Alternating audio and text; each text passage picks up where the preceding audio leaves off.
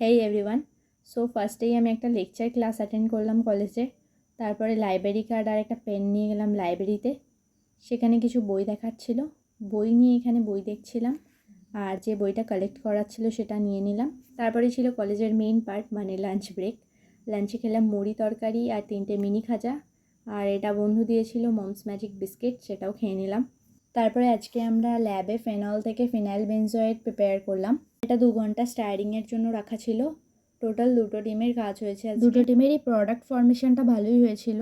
আজকের প্র্যাকটিক্যালটা কমপ্লিট করতে অনেকক্ষণ টাইম লেগেছিল। এই জানলা দিয়ে দেখাচ্ছিলাম যে কতটা অন্ধকার হয়েছে, এখানে ঠিক বোঝা যাচ্ছিল না, কিন্তু খুব ঘন মেঘ করে এসেছিল। আর আমাদের যখন ছুটি হলো তখন তো আকাশের অবস্থা খুবই খারাপ, ঝড়ও উঠে গেছিলো। তারপর তো বাড়ি না পৌঁছাতেই বৃষ্টি চলে এসেছিলো ঝমঝম করে, তাই দাঁড়িয়ে পড়তে হয়েছিল। আর তারপরে বৃষ্টি থামতে বাড়ি পৌঁছালাম, আর বাড়িতে ফিরে আজকে টিফিনে খেলাম চাউমিন।